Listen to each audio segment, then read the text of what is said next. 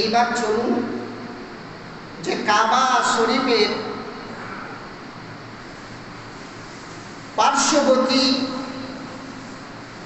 যে জায়গাটা অবস্থিত তাকে বলা হয় মসজিদে হারাম। প্রশ্ন জাগতে পারে, মসজিদে হারাম কেন নাম রাখা হলো? আল্লাহর ঘর কাবা বাইতুল্লাহ রাখা হলো, মসজিদে আকসা রাখা হলো, মসজিদে নববী রাখা হলো। বিভিন্ন ধরনের মসজিদের নাম আছে, কিন্তু ওই মসজিদকে মসজিদে হারাম কেন রাখলে?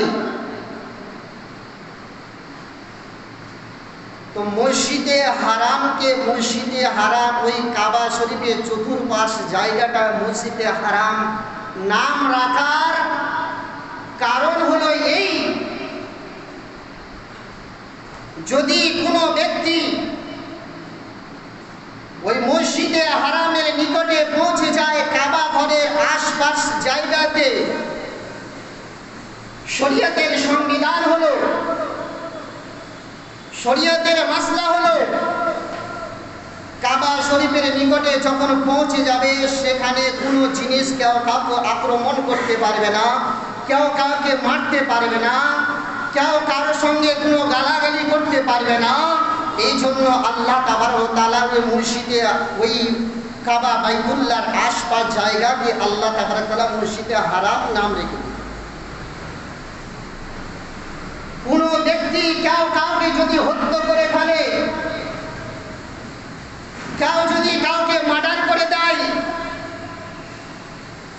কেউ কাউকে যদি দুশমনি করে তার গলায় অস্ত্র চালিয়ে দেয়, তো এরকম জালিম ব্যক্তি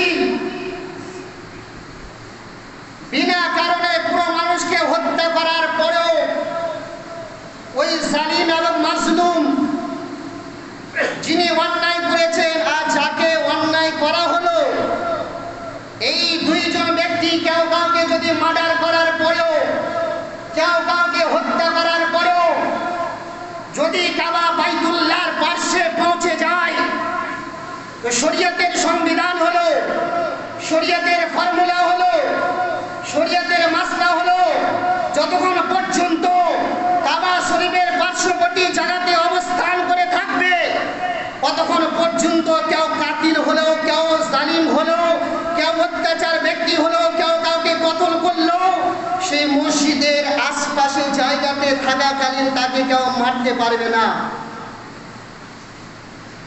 আপনি অন্যায়ভাবে কাউকে মেরে ফেলেছেন আর মসজিদে হারামে পৌঁছে গেছেন কাবা বাইতুল্লাহর নিকটে, তবুও কিন্তু তাকে আপনি মারতে পারবেন না। এই জন্য ওই মসজিদকে বলা হলো মসজিদে হারাম। মানে আপনার জন্য তাকে আক্রমণ করা শরীয়তের দৃষ্টান্তে আপনার জন্য অবৈধ।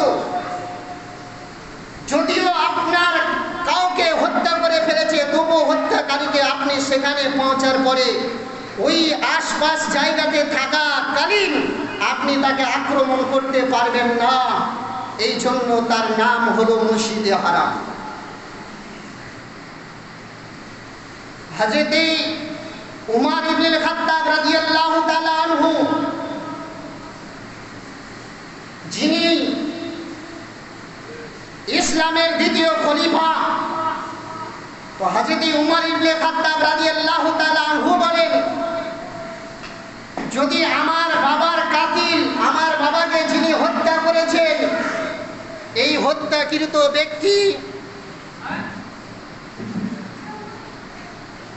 এই হত্যাকৃত ব্যক্তি যদি আমার বাবাকে যে হত্যা করেছে, হত্যা করার পরে যদি ওই মসজিদে হারামের নিকটে পৌঁছে যায়, তো আমি উমর ইবনে খাত্তাব তবুও কিন্তু আমার বাবার হত্যাকারীকে আমি আক্রমণ করব না। জোরে বলুন।